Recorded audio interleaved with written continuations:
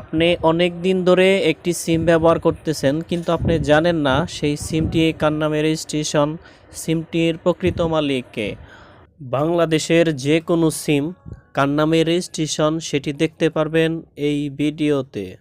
এর জন্য আমি আপনাকে শুধুমাত্র একটি প্রসেস দেখাবো। প্রথমে চলে যাবেন আপনার ফোনের ডায়াল অপশনটিতে। তারপর হচ্ছে আপনি ডায়াল অপশনটিতে যাওয়ার পরে আপনি ডায়াল করবেন *16001#।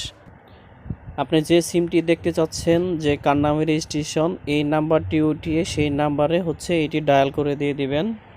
তারপরে আপনার সামনে এরকম একটি অপশন চলে আসবে। আপনার পরিবারের যার এনআইডি দিয়ে এই সিমটি রেজিস্ট্রেশন হয়েছে আপনার মনে হচ্ছে, ঠিক আপনি তার এনআইডির লাস্টের 4 ডিজিট সংখ্যাটি এখানে উঠিয়ে সেন্ড যে অপশনটি দেখতেছেন সেখানে একটা ক্লিক করে দেবেন।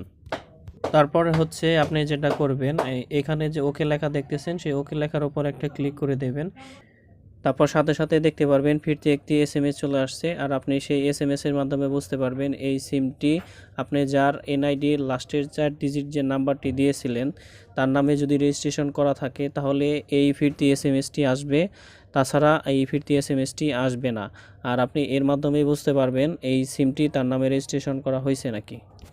এবং বোঝার আরেকটি উপায় হচ্ছে সেই এসএমএস এর ভিতর হচ্ছে আপনার সেই সিমের নাম্বারটি দেখতে পারবেন, এবং পাশাপাশি আরও যে নাম্বারগুলো দেখতেছেন সেই নাম্বারগুলো হচ্ছে এই এনআইডি দিয়ে রেজিস্ট্রেশন করা।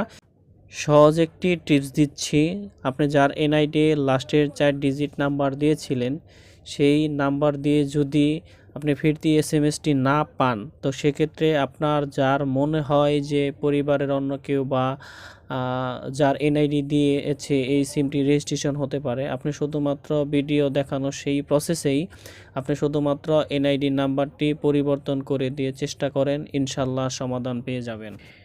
ভিডিওটি দেখে যদি আপনার ভালো লেগে থাকে এবং আপনার যদি উপকৃত হয়ে থাকেন তো অবশ্যই চ্যানেলটিকে সাবস্ক্রাইব করে দেবেন।